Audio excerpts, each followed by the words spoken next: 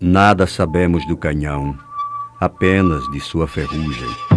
Quando nascemos, já o encontramos deitado na relva, como os mortos das batalhas. Quem o trouxe para aqui não pensava em nós, mas na morte que está em nós, como a espuma no fim da onda e o canto do galo no fim da noite. Da guerra, só restou esse canhão enferrujado, que pertence a todas as guerras. Os morcinhos, incêndios e estridores sumiram. O vento apagou os gritos e as fogueiras e secou as lágrimas. O homem é tão pouca coisa que o seu martírio cai sempre no esquecimento. O rumor das batalhas se esvai. As gaivotas sobrevoam as atalaias derruídas e os galeões pejados de caixas de açúcar somem no horizonte e a relva se transmuda em mortalha. Não temos memória para guardar o nome do corsário que apresou a nossa caravela. Esquecemos os nomes dos espingardeiros, escopeteiros, arcabuzeiros e mosqueteiros que lutaram, morreram e viraram poeira na poeira de Porto Calvo. O tempo antes da morte cegou os nossos olhos e a nada mais podemos ver, a não ser o que está acima de todas as contemplações. O tempo tapou os nossos ouvidos para que não pudéssemos ouvir o grito que atravessa as celas e os corredores das fortalezas. De todas as riquezas acumuladas, só ficou o dobrão de ouro, escondido na botija do sonho. A mesma ferrugem que cobre o canhão selou os nossos lábios. Já não sabemos falar. Somos pó e medo.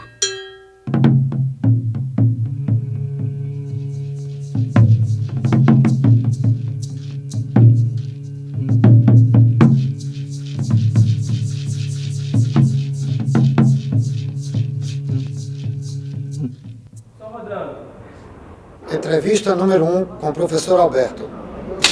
Take 2.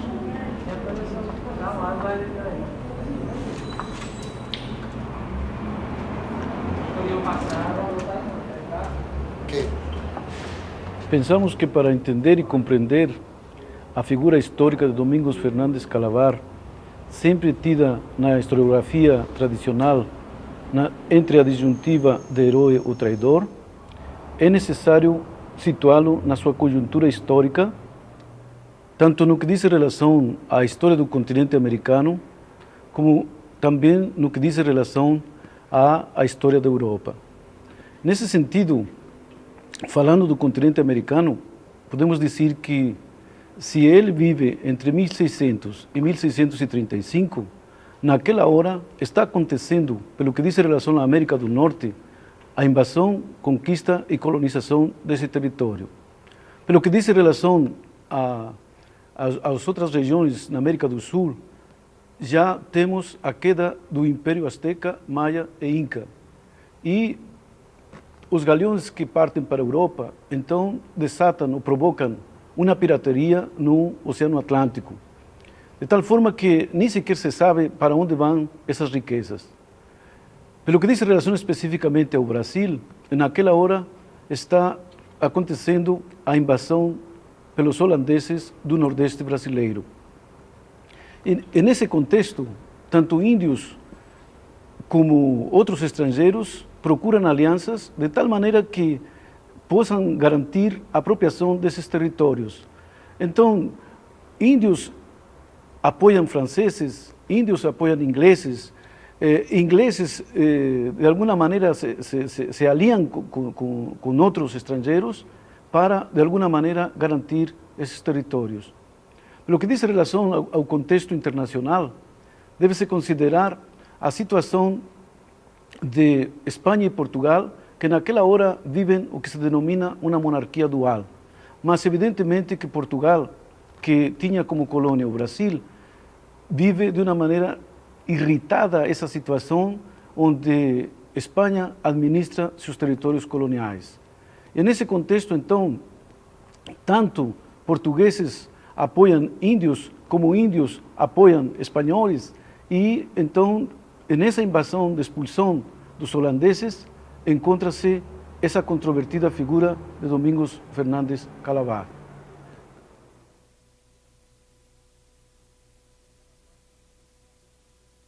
Calabar pode ter sido um homem de tronco robusto, com ombros largos, ou terá sido um homem de estatura mediana. Pode ter sido mulato, pode ter sido caboclo, ou até trazer no sangue toda essa mistura de etnias que hoje caracteriza o povo brasileiro. Pois era com certeza um mestiço, um homem sem rosto para a posteridade, mas que projetou seu nome numa controvérsia histórica para séculos depois de sua morte.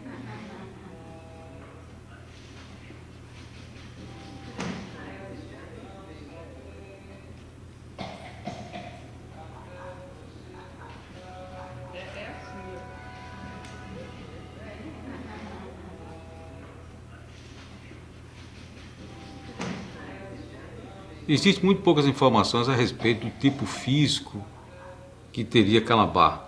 Alguns escritores dizem que ele seria um mulato, outros ainda dizem que ele era um mameluco e outros ainda que ele era um pardo. Então, para que a gente possa reconstituir o tipo físico dele, uma outra maneira a não ser recorrer à nossa imaginação e ao conhecimento dos tipos étnicos. Isso é uma das possibilidades, evidentemente é uma das possibilidades. Existem N possibilidades. Os olhos amendoados, oriental, pele morena, cabelo liso, pouco bigode, pouca barba, cavanhaque ralo, maçãs do rosto bem largos, nariz meio achatado, lábios grossos, barba crespa, cabelo também crespo, os olhos de branco, nariz de branco, cabelo crespo, a barba mais fechada, pele morena, pele clara, nariz afilado, nariz meio achatado, bigode, cavanhaque, barba, lábios grossos, pele, cavanhaque, cabelo oriental, grosso, crespo, branco, afilado, claro, liso, meio achatado, finos, cavanhaque, bigode, pouca barba.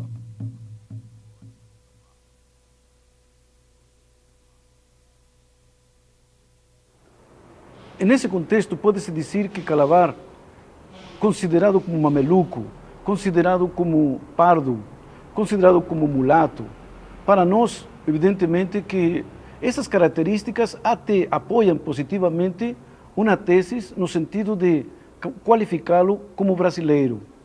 E qualificando-lo como brasileiro, podemos dizer que sim, já em 1576, Pero de Magalhães Gandavo publica a primeira história do Brasil, e em 1627, precisamente naquele contexto em que se situa Domingos Fernandes Calabar, Fray Vicente do Salvador publica, já como brasileiro, a primeira história do Brasil, então consideramos que essa controvérsia entre herói ou traidor deve ser de alguma maneira abolida e considerar a Domingos Fernandes Calabar com uma consciência brasileira, mais que herói ou traidor, como fundador de povos.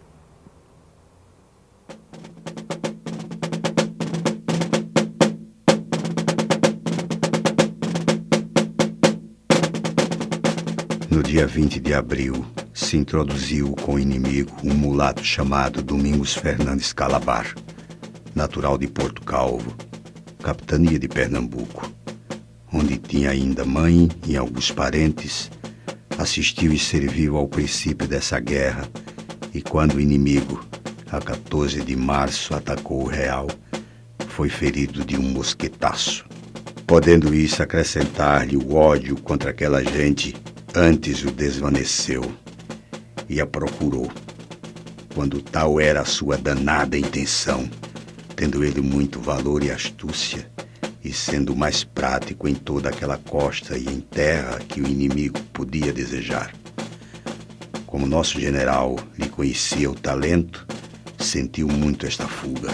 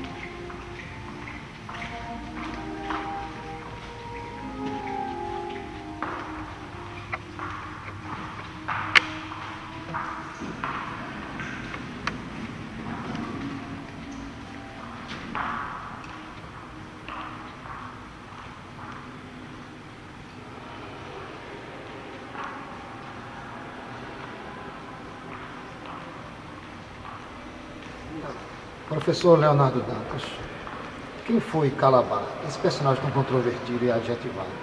Primeiro que tudo é um personagem que existiu, né? Quando a gente fala assim, porque muitos personagens estão às vezes só como lenda. Um personagem que existiu era um mestiço e que na época do início do século XVII, ele estava em Pernambuco quando houve a invasão das tropas da Companhia das Índias Ocidentais, naquele fevereiro de 1630. Então, de 1630 a 1635, as tropas locais da União Ibérica, que eram a união de Portugal e Espanha, o Brasil naquela época estava sob a coroa de Espanha, resistiram bravamente através de Matias de Albuquerque, que era o nosso comandante, e fizeram como centro de resistência o Arraial do Bom Jesus. De 1630 a 1635, o Arraial resistiu bravamente.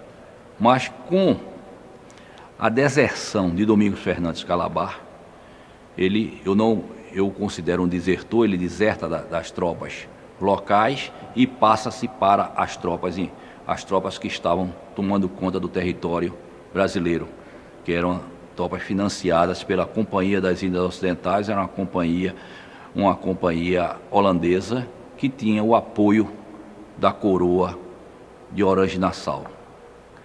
Então, Calabar, ele modifica completamente o cenário da guerra. Primeiro que ele era um tropeiro, ele caminhava com suas tropas de burro ao longo de todo esse Nordeste. Ele sabia as trilhas, sabia os portos, sabia os remansos, sabia o curso dos rios e sabia também se comunicar com os povos nativos da região. Isso é, ele se comunicava bem com os tapuias, a nação tapuia, porque ele falava a língua geral. Então, com isso, ele... Língua geral, essa. A língua geral como se chama, seria o dialeto tupi falado pela grande maioria, porque desse dialeto tupi tem vários outros dialetos. Ele foi uma língua que se tentou, como se chama, unificar ela pelos padres jesuítas. Tanto é que na época, Anchieta, já no século XVI, ele começava um dicionário de língua geral. E Calabar, ele se passa e com isso aí começa a queda de Igaraçu, Itamaracá, Cabedelo, Rio Grande do Norte, e com isso aí ele passa a ser, vamos dizer, o inimigo mais procurado pelas tropas locais. 24 de março de 1632, persuadiu Calabar que o inimigo nos atacasse logo no dia 24, posto real, por ser quinta-feira santa, em que ele não podia faltar a fazer o papel de Judas, facilitando a fação pelo descuido em que estaríamos, nesse dia, divertidos nas santas cerimônias. A 14 de maio foi Calabar tentar uma entrada por mar com 400 homens. A 20 de junho foi o inimigo por mar com 2.000 soldados e levaram Calabar, ou para melhor dizer, foi este quem os levou. 21 de julho de 1633. Calabar não cessava de persuadir o inimigo de que mais entradas fizesse, mais conseguiria seu principal intento. Na época que Calabar aparece na documentação, precisamente para muitos, em 20 de abril de 1632, a Espanha estava em guerra em várias partes do mundo, como o maior império de então. Então, muitas decisões eram tomadas a favor do socorro de Pernambuco, como tinha na documentação, né? A guerra de Pernambuco, da capitania de Pernambuco. Mas isso muitas vezes esbarrava na burocracia em Portugal. Os armazéns não tinham como liberar mantimentos, enfim. E acontecia de muitas vezes não chegar a devida logística para a guerra. Porque imagine você, de repente era determinado que da Andaluzia se trouxesse trigo, toucinho, por exemplo, para se mandar para o Arraial Velho do Bom Jesus. E isso passava pelos portos de Viana, primeiro de Biscaia, na Espanha, de Viana, para poder, com alguma sorte, desembarcar no Cabo de Santo Agostinho e por terra ser levado a 1 légua de distância, ou 2 léguas mais ou menos, que era no Arraial do Bom Jesus, Arraial Velho do Bom Jesus. Era um problema do Atlântico, né? E nesse sentido, Calabar aparece como um personagem do Atlântico, não um personagem das Alagoas, de Pernambuco ou sequer apenas do Brasil. Na realidade, ele toma uma posição no exército holandês, uma posição de oficial, porque ele passa a conviver diariamente, inclusive frequentar da mesa, isso é, fazer refeições com os principais chefes holandeses, que na época os exércitos holandeses eram comandados por Van Scop. E este Van Scop vem a ser padrinho de um dos filhos de Calabar, por sinal, Domingos Fernandes Calabar Filho, que é batizado na igreja anglicana de Maurícia. E não só ele, como os outros filhos de Calabar são batizados na igreja anglicana, e com isso aí demonstra, com a presença das pessoas proeminentes que estiveram na cerimônia do batismo, se vê que Calabar tinha um prestígio muito além do que se possa imaginar dos dias atuais, porque todo o Estado-Maior holandês estava presente. Ele não era uma figura apagada. Se você pegar qualquer correspondência de 1633, isso na documentação holandesa, não estou nem falando da portuguesa, mas na holandesa, de 1636 a 1635, quando ele é condenado à morte, sempre aparece uma referência a ele, de alguma forma. Claro, algumas coisas muito exageradas, como, por exemplo, viram Calabar, numa madrugada de lua cheia, abrir uma barra a golpes de picão. Quer dizer, é quase humanamente impossível um camarada pegar, assim, 2 metros de Arrecife ou 3 metros, fazer uma barra, abrir uma barra para se passar um navio a golpes de picão. Isso não existe. Eu, particularmente, não acharia isso. E que aprendeu holandês em pouco tempo, talvez em 2 ou 3 dias, não existe, né? O cara, para aprender holandês, ele precisa de um mínimo de tempo. Ainda mais numa época que não tinha nenhuma gramática normativa. E o cara, bem, a não ser que ele fosse um caso de um gênio, não creio que seria tanto. Esses exageros existem. Agora, que foi uma figura importante, foi. Mudou a sorte pro lado? Não. Mas era importante e era. Isso aí a gente não tem como negar. Quando ele é preso em Porto Calvo e é supliciado, ele é garroteado, e se chamava o garrote vil, que é a contração da coluna, vamos dizer, do pescoço, contraído vamos dizer, uma estaca, uma coluna, por asfixiamento. É um enforcamento, mas um enforcamento de outra forma, e que tem seu corpo esquartejado. Os seus filhos vêm receber um soldo da Companhia das Índias Ocidentais. Esse soldo mensal que é dado à viúva de Calabar, que residia no Recife, revela um tratamento de oficial para Calabar, que só os oficiais tinham direito a esse apoio. Outra coisa também, Calabar, ele sabia muito, ele tinha muitas informações. É muito conhecida aquela página do Frei Manuel Calado, que pede inclusive a ele para que não revelasse. Então ele também pode ser visto também, a morte dele, a morte tão rápida, um julgamento tão célere, pode ser visto também como uma queima de arquivo. Ele se confessou, né? O Frei Manuel Calado foi o padre que escutou os seus pecados, enfim. Ele é até irônico, ele diz, bem, Mateus de Albuquerque falou o seguinte, não, vá lá, escute os pecados deles, porque para que sua alma seja salva, já que sua vida não pode ser mais salva. Então, vamos lá. E foi ele faz aquela novela toda de que passou 1 hora e ele se arrependeu do fundo de sua alma, dos seus pecados. e tal. E ele sai, passa uma hora fora, depois volta, o Frei Manuel para escutá-lo de novo. E a confissão durou de 8 horas da manhã até as 3 horas da tarde. Enfim.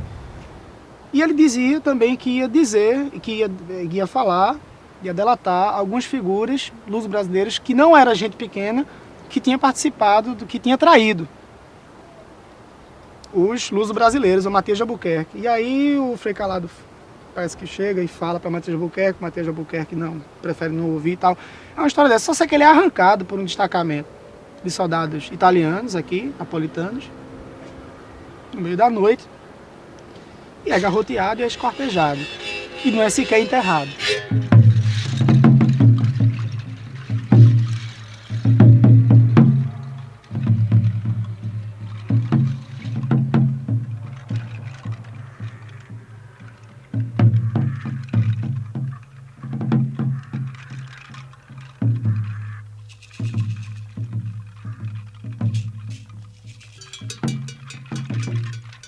Eis-me aqui dividido em vários pedaços o corpo, na cidade de Porto Calvo, em varas espetado.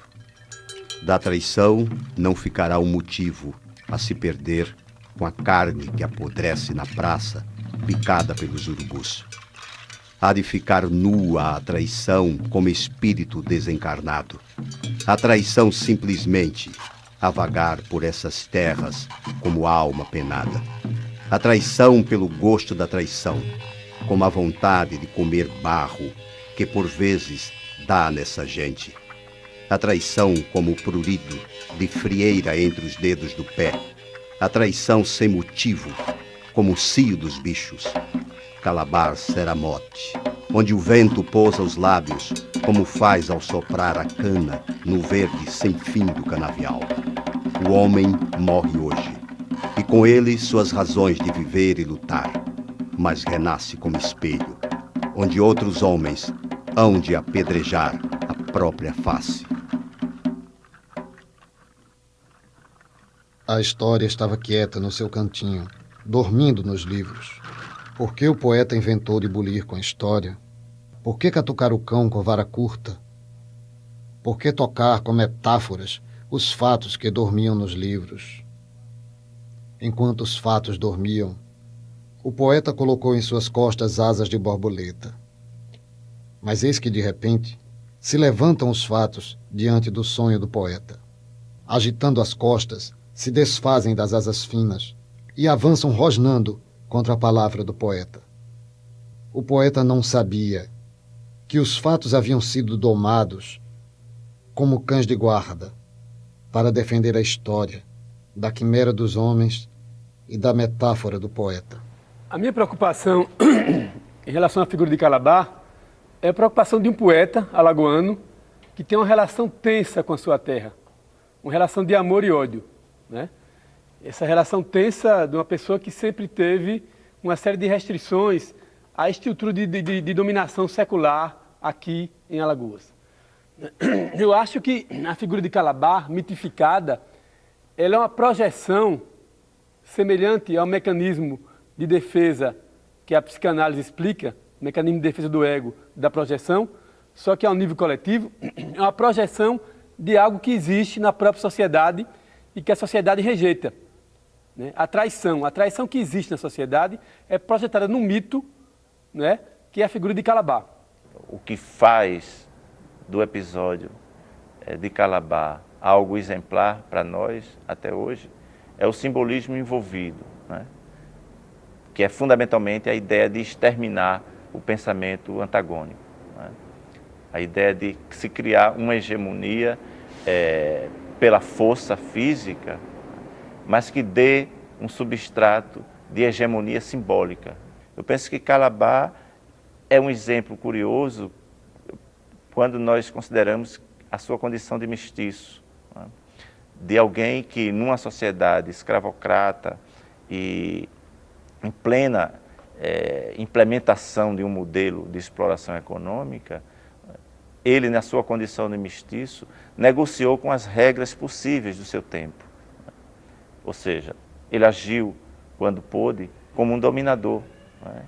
E quando não lhe foi conveniente agir incisivamente como um dominador, ele agiu como um mediador, ele agiu como um conciliador, ele agiu como um arregimentador.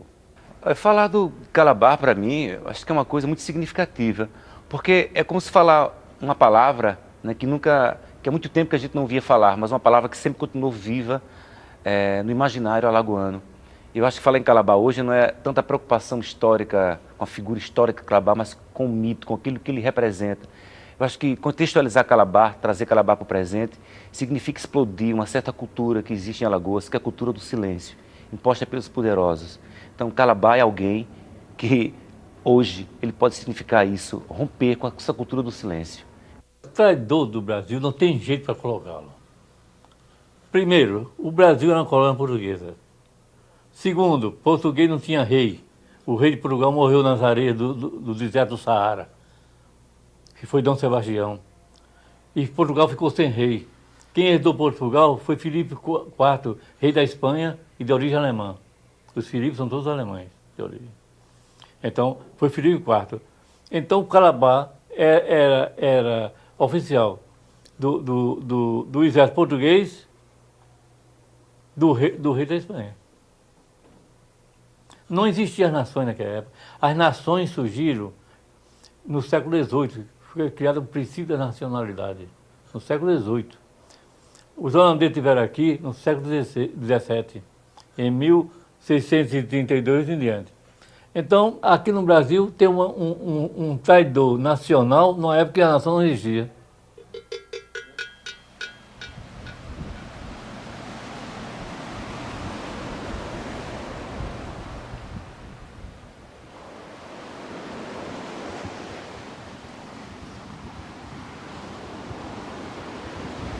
Até o final do século XIX, ou seja, até o período monárquico, você, em Alagoas, identifica uma produção historiográfica que, de maneira geral, vai colocar a posição de Calabar como uma posição de um traidor. Essa posição ela é muito interessante a partir do ponto de vista do qual eles trabalham, inclusive porque todos os historiadores que vão produzir nesse período são historiadores que estão atrelados ou ao Instituto Histórico ou a algum órgão do Estado monárquico, que é um Estado que está atrelado em última instância, a uma dinastia portuguesa, certo? Nesse sentido, no final do século XIX, 1897, 1898, 1901, 1902, já no período republicano, você tem não só historiadores, mas publicistas, você tem jornalistas, você tem homens políticos que começam a se empenhar em construir personagens significativos para uma nova história do Brasil. Que nova história é essa? É a história de um Brasil republicano. O Brasil República precisa construir uma tradição que anteceda a República e uma tradição que remeta, digamos assim, a um período que é antes da República. Ora, quem poderiam ser esses grandes heróis nacionais? Um se destaca muito claramente em nível nacional, é o Tiradentes, certo? Um outro, que é uma hipótese que eu estou colocando, que se destaca em nível regional, particularmente para esse Nordeste açucareiro e mais especificamente para Alagoas, é a figura do Calabar. Do mesmo modo que vão criar toda uma mitologia em cima do Tiradentes em nível nacional, vai ser criada uma mitologia em cima do Calabar em nível regional. A partir daí, a figura do Calabar começa a se transmudar de um traidor em um herói. Um jornal que era diário aqui no estado, um jornal relativamente muito bem articulado com as elites locais, reivindicando que a figura do Calabar seja reconsiderada no início da República, que inclusive eles começam a falar de que deve ser criado um esquadrão patriótico Calabar junto da Guarda Municipal de Maceió. E eles reivindicam que, por dever de justiça, o Calabar deve começar a ser chamado o Calabar deve ter uma praça com o seu próprio nome para reparar toda a injustiça que foi feita com relação à sua figura durante esses 300 anos.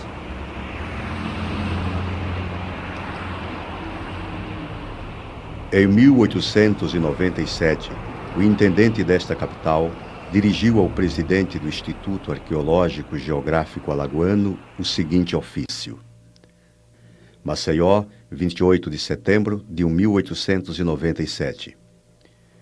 Tendo o Conselho Municipal desta capital de resolver sobre a petição que lhe foi dirigida pela colônia alagoana, residente na capital federal, no sentido de ser colocado em uma das nossas principais ruas o nome de Domingos Fernandes Calabar, o que equivale a considerar este nosso patrício como um vulto proeminente e distinto patriota.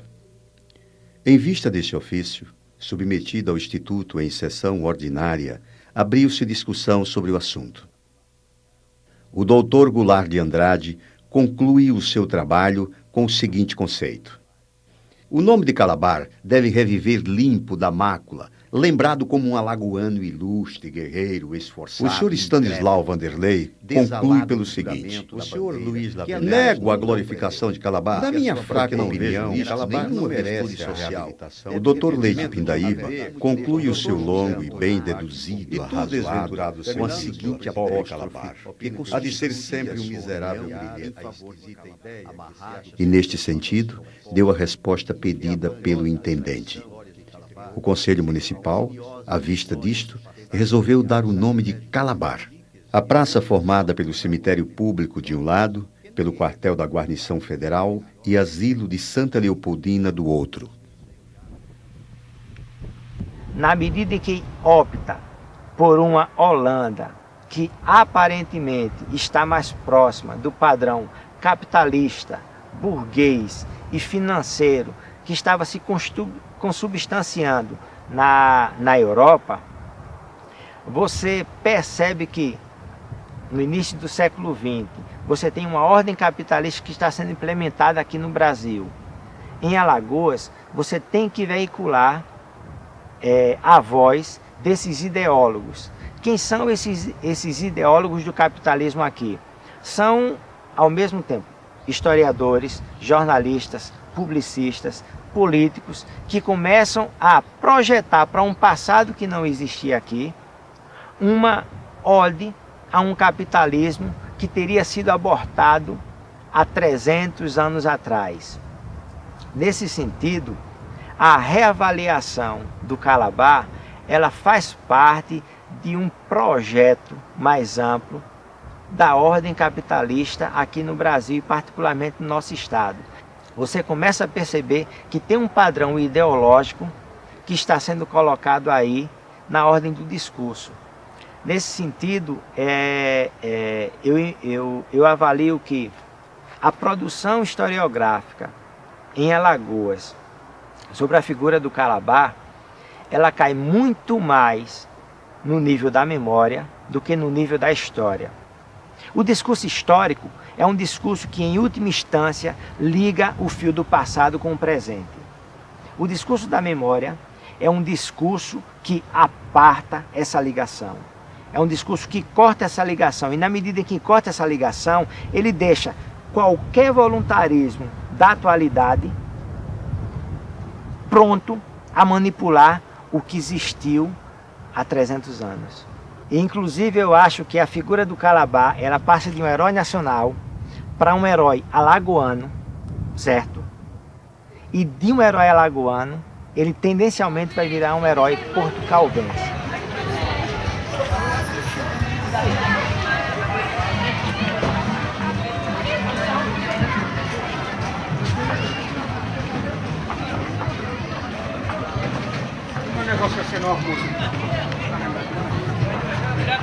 Calabar foi um grande estrategista militar, munido de ideais patrióticos.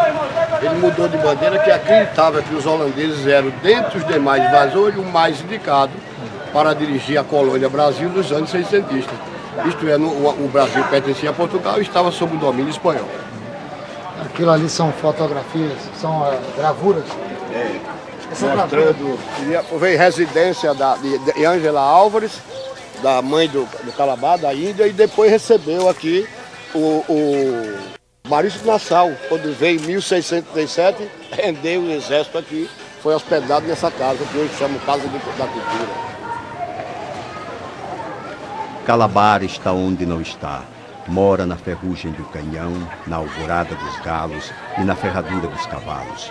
No veneno das lacraias e no branco das cambraias. Nos asilos, onde os loucos cantam ao cair da noite. Mora no dobrão de ouro das botijas escondidas, na cama dos amantes e nas tigelas quebradas. Mora na vela rota do galeão, na pólvora do arcabouço, no pus do purulento, na vara do vereador e no cume azul do vento. Mora no mel das abelhas e na grade das cadeias. Vive na farinha de água e no pão dos pesadelos. Está no touro dos circos e nas espinhas dos peixes, entre os bichos das florestas e a água fria das cisternas, nas escamas das tainhas que bebem ilhas errantes, nos canhões enferrujados, nas telhas enegrecidas pelas chuvas sucessivas. Na charanga dos domingos, nas asas das tanajuras, no giro das bolandeiras, nas locas dos goiamuns, no suor das lavadeiras, nos reisados e trovões, nos passarinhos das feiras.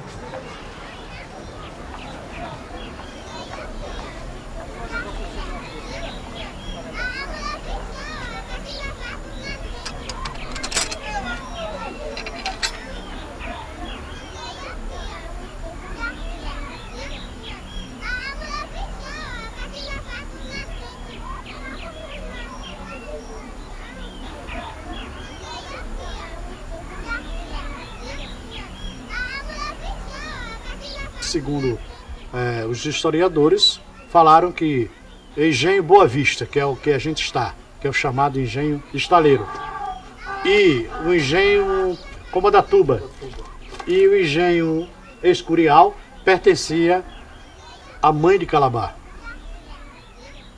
Petrúcio, e essa casa aqui? O que você sabe dessa edificação que a gente está entrando agora? Olha, essa edificação é tida como, por exemplo, a senzala, né? A senzala. Ah, quer dizer que era uma senzala? Era uma senzala. E, posteriormente, claro, ela foi utilizada para se fazer o engenho da fabricação de cachaça.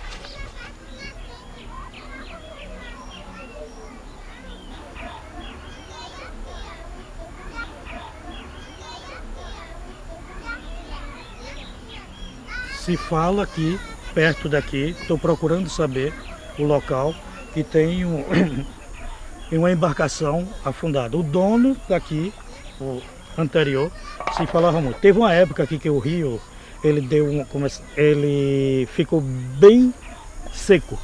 Inclusive se viu o mastro dessa embarcação. Vamos tentar, com essa nova tomada que estamos querendo que vá à frente, tentar resgatar, tirar esse barco e colocar no museu. Eu, como professor de História, sinceramente, eu tenho o maior desejo que isso aconteça de fato. Que as pessoas tenham consciência que traição não é nada disso, meu Deus do céu. Isso foi um pano de fundo que os portugueses, ou seja lá quem for, que quis macular a ideia de um homem que teve os ideais de liberdade. Dizer, olha, eu gosto da liberdade, eu quero isso, por que não? E foi isso que Calabar fez. Você entender, Calabar apenas fez uma opção. Fez uma opção, rapaz. Era um homem inteligente. Ele viu que a gente tinha muito mais potencial do que se dizia da época. Entendeu? É esse o meu ponto de vista. E por isso eu não considero Calabar como traidor. E sim, um grande herói. Um homem idealista que queria o bom do Brasil.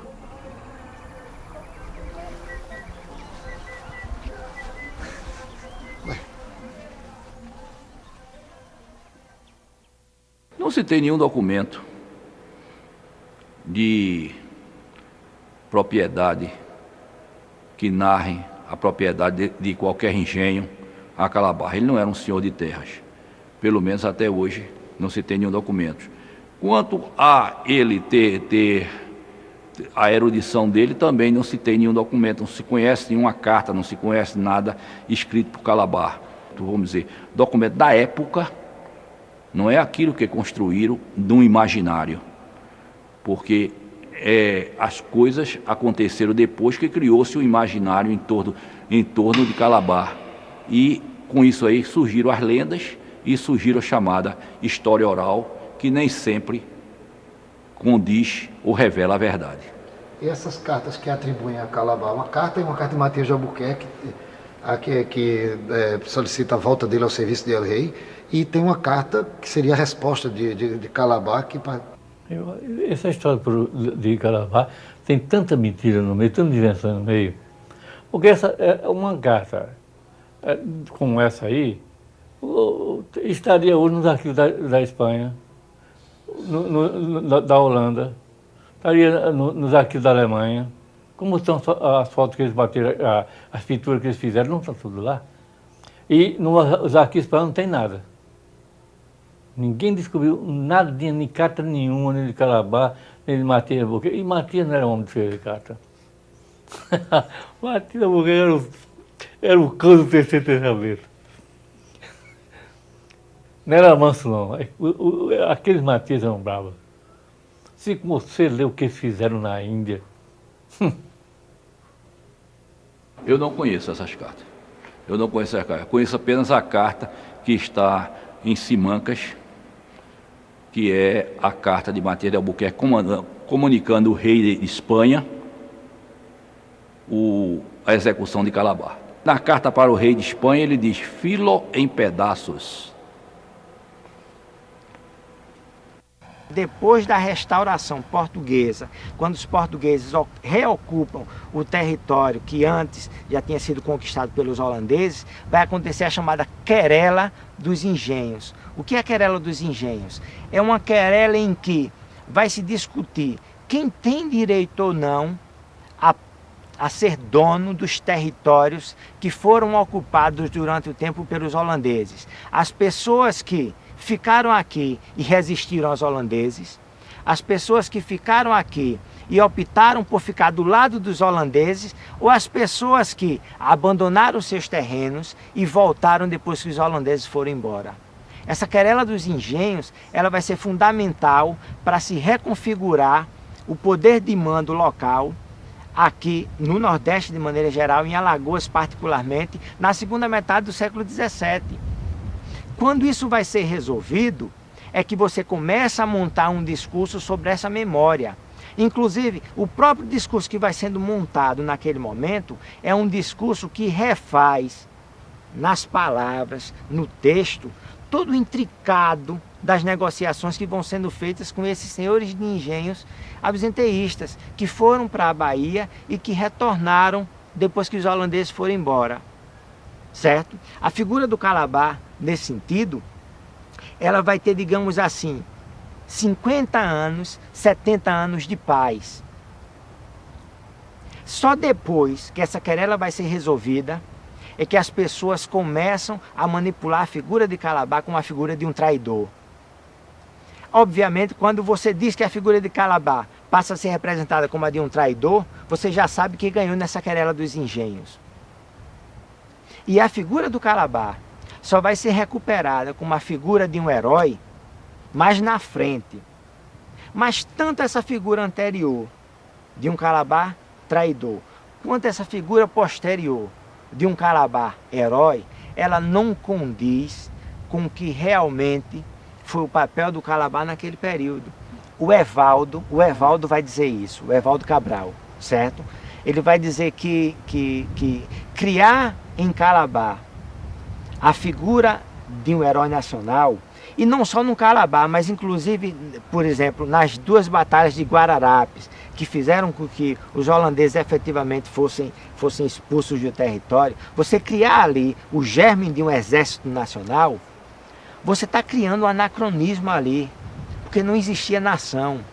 Você tem um bando de pessoas que no máximo estão lutando por um pedaço de terra, que no máximo estão lutando por um naco de liberdade. Eles não estão lutando por uma nação.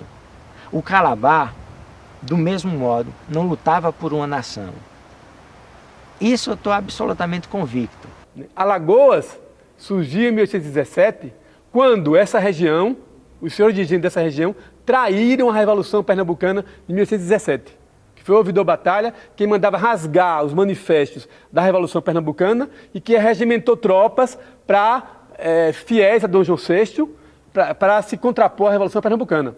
E esse estigma permaneceu tão forte que em 1824, quando houve a Confederação do Equador, tá? Alagoas era os portos de Alagoas que recebiam as tropas imperiais que iam reprimir Pernambuco. E em 64, quando houve o golpe militar, Alagoas era uma cunha reacionária entre Pernambuco e Sergipe. Calabá, eu acho que é uma projeção coletiva.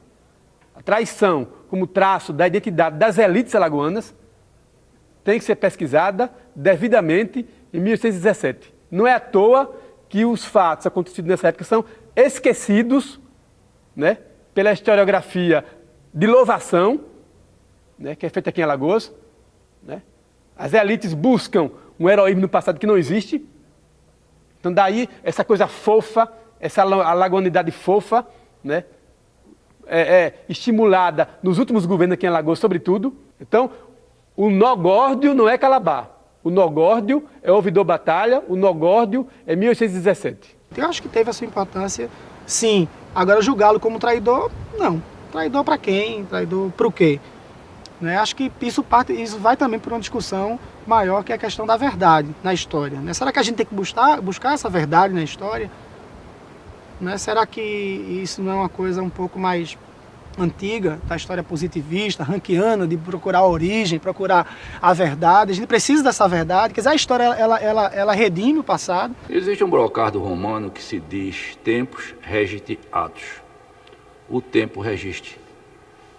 É que rege, é que determina os atos do seu tempo.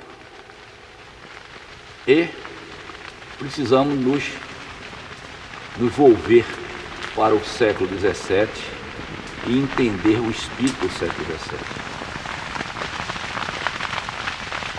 A nudez da espada, o fogo no quartel, o gibão do guerreiro, o tributo do açúcar, a peste que desdenta, a fome da gentalha, pecado nefando que na noite fria aquece os sodomitas e termina escorrendo para a sacristia, a prata que a frota levou para a Espanha, o sonho que teve o nigromante preso no calabouço imundo, a blasfêmia escorrida da boca do herege, o latim que amarela flor e luz de vela, o rosto do jesuíta e o amor que fizeram os amantes enrolados em lençóis sujos de merda e esperma, o peixe que o corsário viu no mar escuro, a linha que coseu a opa da confraria, o grito abafado do supliciado entre muros altos.